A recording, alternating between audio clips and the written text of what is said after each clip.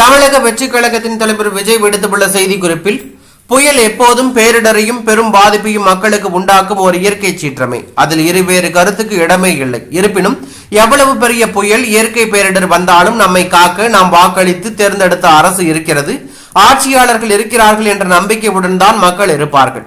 ஆனால் மக்களால் தேர்ந்தெடுக்கப்பட்ட அரசோ ஆட்சி பீடமோ ஆபத்தான ஒவ்வொரு சூழலிலும் மக்களை கைவிடும் என்பதை அனுபவித்து உணர்கிற போது அம்மாக்களின் தாங்கொன்னா துயரை வார்த்தைகளால் விவரிக்க முடியாது. நமக்கு பாதுகாப்பாக இருப்பார்கள் என பரிபூரணமாக நம்பி வாக்களித்து அதிகாரத்தில் அமர்த்தி அழகு பார்த்த மக்களை பாதுகாக்க முறையான திட்டங்களை தீட்டவில்லை. குறைந்தபட்ச பாதுகாப்பு முன்னெச்சரிக்கை நடவடிக்கைகளை கூட செய்யாமல் அவர்களை கையேறு நிலையில் பரிதபிக்கப்படும் சுயநல ஆட்சியாளர்களை என்னவென்று சொல்ல. மக்கள் துன்புறும் வேளையில் ஆட்சியாளர்களை குறிவைத்து குறை கூறி மட்டுமே அரசியல் செய்யும் கலாச்சாரத்தை நாம் பின்பற்ற போவதில்லை என்கின்ற தீர்க்கமான முடிவை எடுத்திருக்கிறோம். ஆயினும் மக்கள் பக்கம் எப்போதும் நின்று அவர்களுக்காக குரல் கொடுத்து நிற்பதே நமது மக்கள் அரசியல் நிலைப்பாடு என்பதால் இதை சுட்டிக்காட்ட விரும்புகிறேன். ஒவ்வொரு வருடமும் வரும் புயல் மற்றும் பேரிடரின் போது வருடாந்திர சம்பிரதாய நிகழ்வாக ஓரிரு நாட்கள் பாதிக்கப்பட்ட மக்கள் சிலரை ஆட்சியாளர்கள் சந்தித்து புகைப்படம் எடுத்துவிட்டு தற்காலிக நிவாரணம் கொடுத்துவிட்டு போவதுதான் தீர்வா? அந்த நேரத்துக்கான தீர்வை தந்துவிட்டதை போன்ற தோற்றத்தை ஏற்படுத்துவதும் மக்கள் துன்பத்தை ஒரு நாள் சம்பிரதாயம் போல நினைத்து அன்றோடு மறந்து விடுவதும் எந்த வகையில் நியாயம்? மழை வெள்ளம் போன்ற பேரிடர் காலங்களில் மக்களுக்கான அடிப்படை பாதுகாப்பு தேவைகள் நிறைவேற்ற வேண்டிய தார்மீகமான தலையாய கடமை முதலில் ஆட்சியாளர்களுக்கே இருக்கிறது. ஆனால் ஆட்சியாளர்கள் இதை முழுவதுமாக மறந்து விடுகிறார்கள். மக்களை பாதுகாக்க இருக்க வைப்பதற்காக நிரந்தர தீர்வை நோக்கி நகர்வது குறித்து அவர்கள் எல்லளவும் சிந்திப்பதில்லை. காலநிலை மாற்றம் மற்றும் பேரிடர் பாதுகாப்பு சார்ந்து எந்த ஒரு முன்னெடுப்பையும் எடுப்பதில்லை.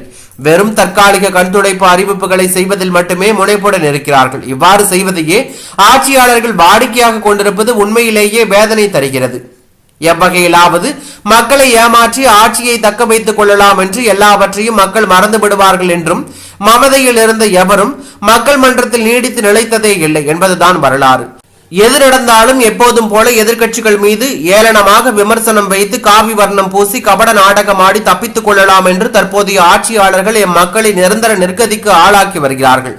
இந்த அடாத முயற்சிகள் அனைத்தும் மக்கள் சக்திக்கு முன்பு தோற்று போகும் என்பதை இனிவரும் காலங்கள் கண்டிப்பாக உணர்த்தவே செய்யும். இந்த இயற்கை பேரிடர் காலத்தில் தமிழகத்திலும் புதுவையிலும் உள்ள நம் தமிழக வெற்றி கழக தோழர்களுக்கு ஒரு வேண்டுகோள். கடந்த பல வருடங்களாக நாம் நற்பணி மன்றமாக மக்கள் இயக்கமாக இருந்தபோது இயன்ற அளவில் நம் மக்களின் அத்தியாவசிய தேவைகளை பூர்த்தி செய்தோம். மக்களுக்கு ஆறுதலாகவும் ஆதரவாகவும் உறுதுணையாகவும் இருந்தோம்.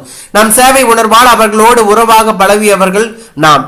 என் நெஞ்சில் குடியிருக்கும் கழக தோழர்கள் ஆகிய நீங்கள் உண்மையான மக்கள் பணி செய்யும் நேரம் இதுவே என்பதை ஆட்சியாளர்களுக்கு உணர்த்தி வருகிறீர்கள். அந்த வகையில் இந்த பேரிடர் தொடங்கிய நாள் முதல் தற்போது வரை பாதிப்பிற்கு உள்ளான அனைத்து மாவட்டங்களிலும் நீங்கள் களத்தில் நின்று இரவு பகல் பாராமல் மீட்பு பணிகளில் ஈடுபட்டு வருகிறீர்கள் என்பதை நான் நன்கு அறிவேன். மேலும் வீடு வீடாக சென்று குடிநீர், பால், பிஸ்கட், உணவு, ரொட்டி, மளிகை பொருட்கள் உள்ளிட்ட அத்தியாவசிய அடிப்படை தேவைகளை வழங்கி வரும் உங்களின் அளப்பரிய பங்களிப்பை கண்டு நெஞ்சம் நெகிழ்ந்தேன். பல மாவட்டங்களில் வெள்ள நீர் வடியவில்லை. மக்களின் வாழ்க்கை கடுமையாக பாதிக்கப்பட்டுள்ளது. இன்னமும் இயல்பு நிலைக்கு திரும்பவில்லை. இந்த சூழ்நிலையில் மேலும் சில மாவட்டங்களில் கனமழை தொடரும் என வானிலை ஆய்வு மையம் தினந்தோறும் எச்சரிக்கை விடுத்து வருகிறது.